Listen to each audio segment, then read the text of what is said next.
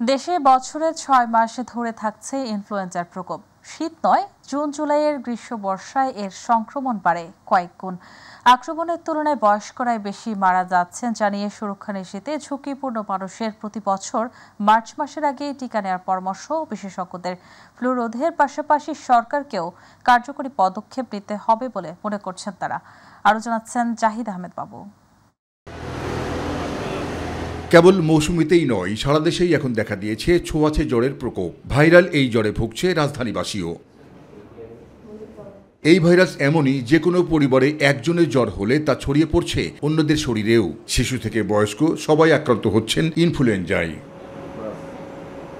নগরীর সরকারি বেসরকারি হাসপাতালে জ্বরে আক্রান্ত থাকা রোগীর স্বজনরা বলছেন, সময়মতো ফ্লুর টিকা সরবরাহ করা হলে রক্ষা পাওয়া যেত সংক্রমণ থেকে। টেস্টের জন্য ব্লাড নিয়ে গেছে 4 বার, ইউরিন টেস্ট করাইছে, ওগুলো নর্মাল আছে, এখনও কোনো রিপোর্ট দেয়নি। জ্বর 104, নিচে নামলে 102। ভাইরাস জ্বরের যা অবস্থা, এতে তো শরীরের শিশুর কিছুই থাকে না। যদি এটা টিকা দেওয়া হতো তাহলে অনেক ভালো হতো। মৌসুমী জ্বরের লক্ষণগুলো উল্লেখ করে ফ্লু সংক্রমণ থেকে রক্ষা পেতে সবাইকে সতর্ক থাকার পরামর্শ দেন হলি ফ্যামিলি হাসপাতালের জরুরি বিভাগের চিকিৎসক রাব্বি মাহমুদ। যেটা ক্লাইমেট চেঞ্জ, এনভায়রনমেন্ট, এখন অতিবৃষ্টি অনাবৃষ্টি একটা বড় বিষয়, ওয়ার্ল্ড ওয়াইড যে গ্লোবাল ওয়ার্মিংয়ের কারণে। তো এটার কারণে দেখা যায় যে এই হঠাৎ গরম, হিউমিডিটিটা অনেক বেশি আমাদের এই সময়, আবার হঠাৎ করে টেম্পারেচার কিছুটা কমেও যাচ্ছে, মানুষের সোয়েটিং হচ্ছে, ঘাম সোয়েটিংটাও দ্রুত বসে যাচ্ছে। এগুলোর কারণে যদি ইমিউনিটি লেভেলও যদি এনভায়রনমেন্টের কারণে এরকম সময় কিছুটা দুর্বল থাকে, সেক্ষেত্রে ভাইরাল অ্যাটাকগুলো বেশি হচ্ছে। বিশেষজ্ঞরা বলছেন, নিজেকে রক্ষা করার উত্তম উপায় ইনফ্লুয়েঞ্জা টিকা গ্রহণ। সময় মতো এর টিকা নেওয়া থাকলে তখন ফ্লু ভাইরাস থেকে সুরক্ষিত থাকা সম্ভব। কিছু সংখ্যক রোগী এমনও আছে যার এ থেকে নিউমোনিয়া হতে পারে, তারপর হার্ট এফেক্ট হতে পারে, হৃদরোগ হতে পারে, আমরা বলি মায়োকার্ডিটিস, যে হার্টের মাংসে প্রদাহ হয়ে হার্ট দুর্বল হয়ে যেতে পারে। আমরা যদি লেটেস্ট ভ্যাকসিনগুলো ইউজ করি তাহলে মনে হয় যে সেটা বড় সমস্যা হবে। আর তাই ঝুঁকি এড়াতে শিশুদের পাশাপাশি বয়স্কদেরও ফ্লু টিকা প্রদান জরুরি বলে মনে করেন বাংলাদেশ মেডিকেল বিশ্ববিদ্যালয়ের সহযোগী অধ্যাপক ডাক্তার সোয়েব মোমেন মজুমদার। আমরা 2টা সময় দিতে পারি, একটা মার্চ এপ্রিলের মাসের দিকে, আর হতে পারে সেপ্টেম্বর নাগাদ, অক্টোবর নাগাদ। এই 2টার সময় আমরা ভ্যাকসিনেশনগুলো করতে পারি। এই ভ্যাকসিনেশনগুলো যদি হয় তাহলে আমরা ইনফ্লুয়েঞ্জা জনিত যে ঝুঁকিগুলো আছে সেই ঝুঁকিগুলো থেকে অনেকটাই আমাদের জনগণকে আমরা রক্ষা করতে পারব। সরকারিভাবে প্রতি বছর যথাসময়ে টিকা সরবরাহ করা গেলে ইনফ্লুয়েঞ্জার প্রতিরোধ করা সম্ভব বলেও মনে করেন তিনি। সরকারিভাবে এরকম ভ্যাকসিনেশন কোনো কর্মসূচি প্রচলিত নেই। জাহিদ আহমেদ বাবু, মাই টিভি, ঢাকা। নদীবেষ্টিত উপজেলা বরিশালের মেহেন্দিগঞ্জ।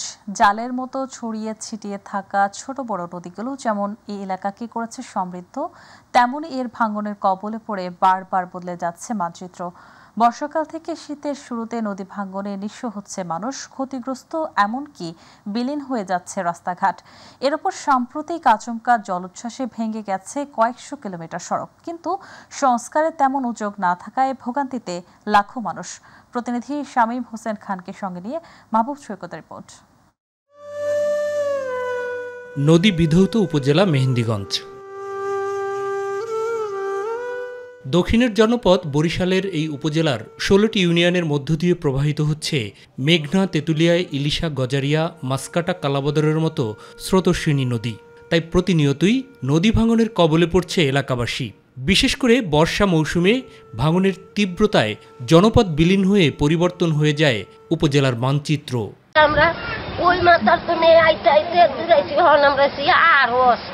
সম্প্রতি অতিরিক্ত জলোচ্ছ্বাসে ভেঙে গেছে গোটা উপজেলার কয়েকশো কিলোমিটার মূল সড়ক। আমরা ঘরের ভিতরে থাকতে পারি না, পানিতে আমার খুব অশান্তি, আমার ঘরে দিদি নাই, থাকতে অনেক কষ্ট আছে। রাস্তাঘাটে ভাঙ্গা ছিঁড়ে যাইতে পারতে পারে না, ঘর দুয়ার ভাঙ্গা চুরা লয়ে যাইতেছে, রোডঘাট ভাঙ্গা চুরা লয়ে যাইতেছে। এটি করার কথা করতেছে না, এটার কারণটা তো বুঝতেছি না আমরা। বিশেষ করে পাতারহাট থেকে উলানিয়া, মুজাফফর খান ডিগ্রি কলেজ থেকে কালীগঞ্জ বাজার, উত্তর উলানিয়া মটরখোলা সড়ক, চাঁদপুর বাদামতলী হতে লালগঞ্জ বাজার ব্রিজ, ভাসানচরের গুধিঘাটা সহ প্রায় প্রতিটি ইউনিয়নেরই একাধিক সড়ক এখন চলাচল অনুপযোগী। হালকা পাতলা একটু মেরামত হয়, ওই দিয়ে কোন রকম একটু হুন্ডা চলাচল করে, মানুষের চলাচল করার মতো কোনো সম্ভব নাই। উপরে পানি ঘোরানোর কারণে মনে করেন সম্পূর্ণ রাস্তা মিলিত হয়ে গেছে, ভাঙিয়ে গেছে। অন্যদিকে নদ নদীর পাশাপাশি খাল বিলে ভরা এই উপজেলার বিভিন্ন স্থানে ব্রিজ কালভার্টেরও বেহাল দশা। বেরিবাদ দরকার, দ্বিতীয়ত কালভার্ট, রাস্তাগুলো একটু উঁচু করা দরকার এবং পানি নেমে যাওয়ার জন্য সেখানে বিভিন্ন জায়গায় কালভার্টেরও প্রয়োজন আছে। কিছু কিছু সড়ক, কালভার্ট এবং ব্রিজের কাজ শুরু হয়েও থেমে আছে। আর এসব না থাকায় প্রয়োজনীয় অনেক স্থানই পারাপারে নির্ভর করতে হচ্ছে স্থানীয়ভাবে তৈরি সাঁকোর উপর। একটা কালভার্ট সিস্টেম করে দিবেন যে যাতে আমাকে এই পানিটা কোনো রকম আইয়ে আর কোনো যাই এতটুকু নিয়ে আমাকে চলবো। অচিরেই কিছু স্থানের কাজ শুরু করার কথা জানিয়েছেন উপজেলার নির্বাহী কর্মকর্তা। এটার জন্য যথাযথ ব্যবস্থা গ্রহণ করা হবে। এছাড়াও আমাদের উলানিয়া থেকে পাতারহাট পর্যন্ত যে রাস্তাটি আছে 10 কিলো, এটা আমাদের পাশ হয়েছে, কাজ শুরু হবে দ্রুতই। চাঁদপুরের 2টি রাস্তার কাজ শুরু হবে। শুধু আশ্বাসী নয়, দীর্ঘদিনের বঞ্চিত জনপদ মেহেন্দিগঞ্জবাসী এবার দেখতে চান দৃশ্যমান পদক্ষেপ। ওই টাকা বরাদ্দ হয়েছে, ওই হয়েছে বলে, কিন্তু আসলে কাজ করে না। আমরা দয়া করে একটু রাস্তাটা ভালো করে বানিয়ে দেব, থাকার একটু থাম দেন। মাহবুব সৈকত, মাই টিভি, মেহেন্দিগঞ্জ।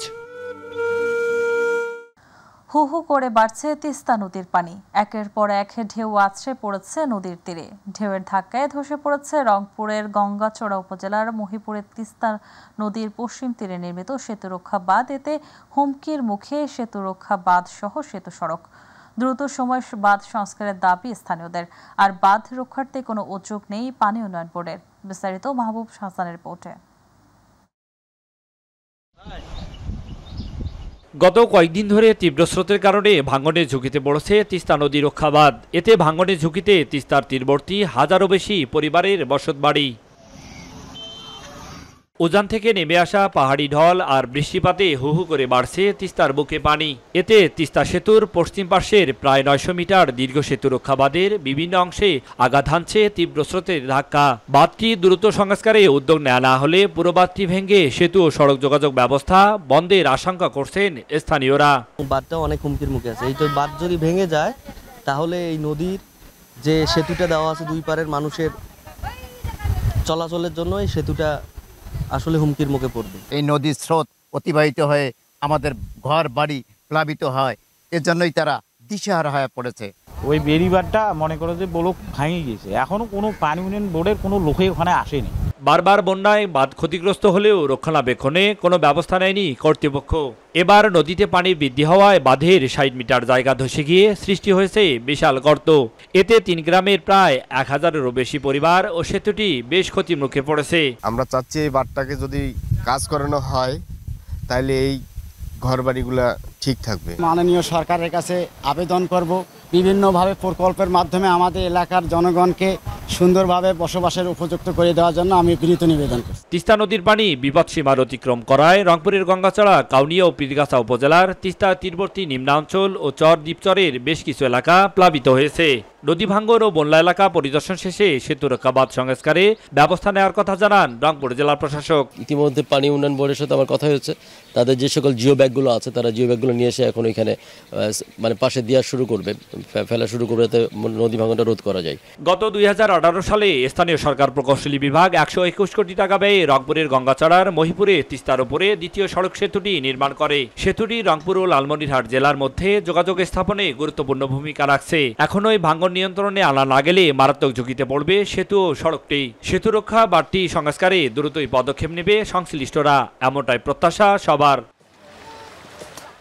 মাহমুদুল হাসান, মাই টিভি, রংপুর। ভরা মৌসুমেও ইলিশের আকাশচুম্বী দাম। নিম্নবিত্ত তো দূরের কথা, মধ্যবিত্তের পাতেও ইলিশ এখন যেন স্বপ্ন। ব্যবসায়ীরা দামকে অস্বাভাবিক না বলে বরং অজুহাত দেখাচ্ছেন সরবরাহ ঘাটতির, কিন্তু ভোক্তারা দায়ী করছেন সিন্ডিকেটকে। এদিকে মৎস্য বিশেষজ্ঞ শুধু সরবরাহের ঘাটতিকে ইলিশের অস্বাভাবিক দামের অন্যতম কারণ মনে করছেন না। তাহলে কেন এমন অস্বাভাবিক দাম ইলিশের, সে কথাই জানাচ্ছেন SM আরিফ। ইলিশ বাংলাদেশে উৎপাদিত মাছের মধ্যে সবচেয়ে সুস্বাদু আমিষ। উপযোগী আবহাওয়া ও ভৌগোলিক অবস্থানের কারণে বিশ্বের মোট ইলিশ উৎপাদনের 86% হয় বাংলাদেশে। উচ্চ মূল্যের কারণে সেই ইলিশ এখন স্বল্প আয়, এমনকি মধ্যবিত্তেরও নাগালের বাইরে। এই মাছটা আমার কাছে চাচ্ছে যে 1200 টাকা কেজি। এই মাছ আমরা 600 টাকা কেজি, 500 টাকা কেজি এক সময় আমরা খেয়েছি। যে মাছ কিনতে হয় না, চাষ করতে হয় না, কোনো প্রোডাকশন কস্ট নাই, শুধুমাত্র ধরার জন্য যদি এত টাকা হয় আসলে এই মাছ আমাদের জন্য না।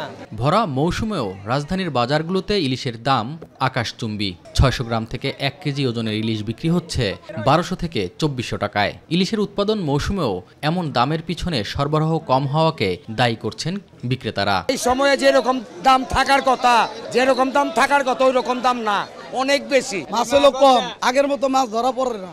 গাঙ্গে মাছ থাকলে মাছ উপরে উঠবো, মাছ যদি কম থাকে তাহলে বোনের দাম যায় বাইরে। প্রাকৃতিক দুর্যোগ, নদী দূষণ আর নাব্যতা সংকটে ইলিশের উৎপাদন কমছে বলে জানান শেরেবাংলা কৃষি বিশ্ববিদ্যালয়ের ফিশারিজ, অ্যাকোয়াকালচার এবং মেরিন সায়েন্স অনুষদের অধ্যাপক ডক্টর এম শাহাবুদ্দিন। তবে অপ্রত্যাশিত দামের বিষয়ে কেবল উৎপাদন কমাকে একমাত্র কারণ হিসেবে মনে করেন না তিনি। আমি যখন মেঘনার পাড়ে গিয়ে ইলিশ যারা ধরে তাদের সাথে কথা বললাম এবং আমি বোট থেকে বা নৌকা থেকে ইলিশ কিনতে চাইলাম, ইলিশ কিন্তু কেনা যায় না সেখান থেকে। কারণ ওই নৌকাটা তার নয়, ওই জালটা তার নয়, সে শুধু টাকার বিনিময়ে মাছগুলি ধরে দিচ্ছে। কাজে যে ধরছে সে তো মাছের মালিক না, মাছের মালিক হচ্ছে একজন ইনভেস্টর বা কেউ একজন দিচ্ছে। কাজে তার কাছে সে দিয়ে দেয়, উনি সেটা অকশানে অল্প ওনার মতো করে বিক্রি করে। এটি একটি কারণ হতে পারে। আরেকটি হচ্ছে যে যখন প্রচুর পরিমাণে ধরা পড়ে ওই সময় হয়তো সাপ্লাই চেনটা ওনারা রেখে দেয় বা পুরোটা বিক্রি করে দেয় না। এই মৎস্য বিশেষজ্ঞ জানান, নদী দূষণ রোধ করে ইলিশের অবাধ বিচরণের পরিবেশ সৃষ্টিতে সবাইকে সচেতন হতে হবে। পাশাপাশি মধ্যস্বত্বভোগীদের হাত থেকেও রক্ষা করতে হবে এই শিল্পকে। সব কিছুর উপরে যে ইলিশের প্রাচুর্যতা কমে যাচ্ছে, এই দিকে নজর দেওয়া দরকার। কাজে জাতীয় মাছ জাতীয় পর্যায়ে আরও বেশি কাজ করা দরকার বলে আমি মনে করি। SM Arif, MyTV, Dhaka. সনাতন হিন্দু সম্প্রদায়ের আরাধ্য ভগবান শ্রীকৃষ্ণের জন্মতিথি ও শুভ জন্মাষ্টমী আজ। এদিন দেশের হিন্দু সম্প্রদায় ধর্মীয় ভাবগাম্ভীর্য ও আনন্দ উৎসবের মধ্য দিয়ে জন্মাষ্টমীর দিনটি পালন করছেন। অত্যাচারের বিরুদ্ধে দুর্বলের অধিকার প্রতিষ্ঠা এবং দুষ্টের দমন ও শিষ্টের লালন করতে পৃথিবীতে আবির্ভূত হয়েছিলেন ভগবান শ্রীকৃষ্ণ। এ বিশ্বাস পোষণ করেন সনাতন ধর্মাবলম্বীরা। শ্রীকৃষ্ণের এই আবির্ভাব তিথি শুভ জন্মাষ্টমী হিসেবে উদযাপন করা হয়। হিন্দু পুরাণ মতে পাশবিক শক্তি যখন ন্যায়নীতি, সত্য ও সুন্দরকে গ্রাস করতে উদ্যত হয়েছিল, তখন সেই শক্তিকে দমন করে মানবজাতির কল্যাণ এবং ন্যায়নীতি প্রতিষ্ঠার জন্য মহাবতার ভগবান শ্রীকৃষ্ণের আবির্ভাব ঘটেছিল। জন্মাষ্টমী উপলক্ষে সনাতন ধর্মাবলম্বীদের শুভেচ্ছা ও অভিনন্দন জানিয়েছে অন্তর্বর্তী সরকারের প্রধান উপদেষ্টা অধ্যাপক ডক্টর মোহাম্মদ ইউনূস। গ্রাম বাংলার খবর।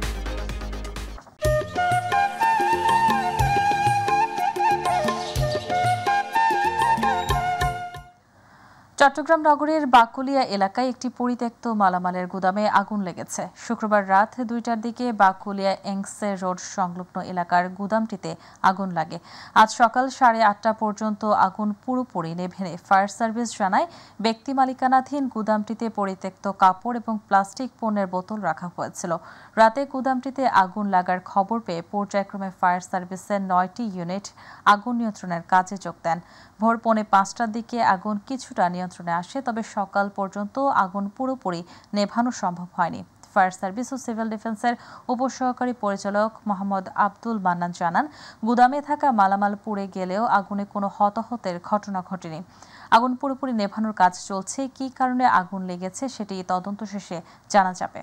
বিএনপি চেয়ারপারসন দেশনেত্রী বেগম খালেদা জিয়ার 81তম জন্মবার্ষিকী উপলক্ষে গাজীপুরে দোয়া ও মিলাদ মাহফিল অনুষ্ঠিত হয়েছে।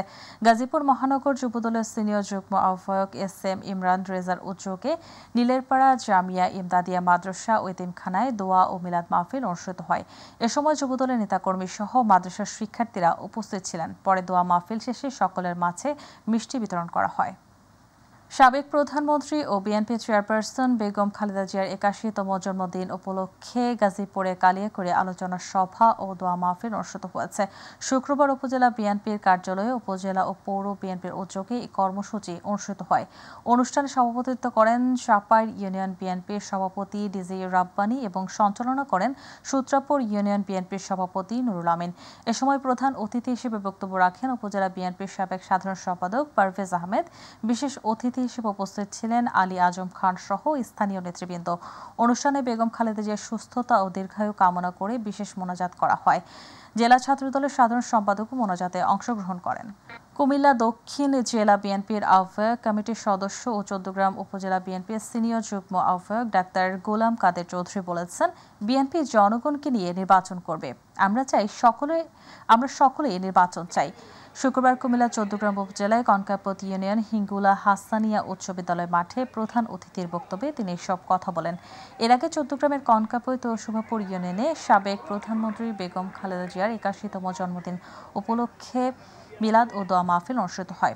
এ সময় উপস্থিত ছিলেন চৌদ্দগ্রাম উপজেলা বিএনপির যুগ্ম আহ্বায়ক খোরশেদ কবির শিপন, কুমিল্লা দক্ষিণ জেলা মৎস্যজীবী দলের সদস্য সচিব মোহাম্মদ জহির উদ্দিন, কুমিল্লা দক্ষিণ জেলা স্বেচ্ছাসেবক দলের যুগ্ম আহ্বায়ক মোহাম্মদ জহিরুল কায়ুম জহির সহ অনেকে। গত 17 বছর মানুষকে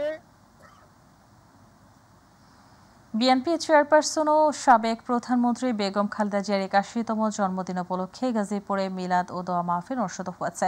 শুক্রবার নগরীর বোর্ড বাজারে ৩৫ নং ওয়ার্ড বিএনপির সভাপতি আবুল হাশেমের সভাপতিত্বে অনুষ্ঠানে প্রধান অতিথি গাছা থানা বিএনপির সাবেক সাধারণ সম্পাদক কামাল উদ্দিন, সাংগঠনিক সম্পাদক জাহাঙ্গীর হাজারী সহ বিভিন্ন ওয়ার্ডের নেতৃবৃন্দ উপস্থিত ছিলেন। অনুষ্ঠানে জিয়াউর রহমানের আত্মার মাগফিরাত কামনা সহ বেগম জিয়ার রোগ মুক্তির জন্য বিশেষ দোয়া মোনাজাত করা হয়। গাইবান্ধার সাদুল্লাপুরে বেগম খালেদা জিয়ার ৮১তম জন্মবার্ষিকী উপলক্ষে মিলাদ ও দোয়া মাহফিল করেছে উপজেলা বিএনপি। শুক্রবার বাংলাদেশ জাতীয়তাবাদী দল বিএনপি সাদুল্লাপুর উপজেলা শাখার আয়োজনে অস্থায়ী কার্যালয়ে বেগম খালেদা জিয়ার জন্মবার্ষিকী উপলক্ষে মিলাদ ও দোয়া মাহফিল অনুষ্ঠিত হয়েছে। উপজেলার সকল ইউনিয়নের নেতাকর্মীদের উপস্থিতিতে আয়োজিত মিলাদ মাহফিল শেষে খালেদা জিয়ার সুস্থতা ও দীর্ঘায়ু কামনা করে বিশেষ দোয়া পরিচালনা করা হয়। জন্মদিন উপলক্ষে অনুষ্ঠিত মিলাদ মাহফিলে উপস্থিত ছিলেন উপজেলা বিএনপির আহ্বায়ক শামসুল হাসান শামসুল, সদস্য সচিব আব্দুস সালাম, জেলা তাঁতি দলের আহ্বায়ক সাজ্জাদ হোসেন পল্টন, উপজেলা যুব দলের আহ্বায়ক মাইদুল ইসলাম, স্বেচ্ছাসেবক দলের আহ্বায়ক নয়ন কবির, ছাত্র দলের সদস্য সচিব পারভেজ সরকার সহ আরও অনেকে। দিনাজপুরের পার্বতীপুরে প্রায় ৫০০ লিটার সরকারি তেল চুরির ঘটনায় অভিযুক্ত রেলওয়ে নিরাপত্তা বাহিনীর গোয়েন্দা শাখার সাব ইন্সপেক্টর ইস্কান্দার আলীর বিরুদ্ধে মাইটিভিতে সংবাদ প্রচারের পর অবশেষে বিষয়টি নজরে আসে সংশ্লিষ্ট কর্তৃপক্ষের। এই ঘটনায় রেলওয়ে নিরাপত্তা বাহিনীর রাজশাহী সদর কমান্ড্যান্ট আতাউল গনি ওসমানী স্বাক্ষরিত এক অফিস আদেশে তাকে বদলি করা হয়েছে। এদিকে রক্ষক হয়ে ভক্ষকের ভূমিকা পালনকারী এনআরবি সদস্যের বিরুদ্ধে নেওয়া ব্যবস্থাকে স্বাগত জানিয়েছে স্থানীয় সচেতন মহল।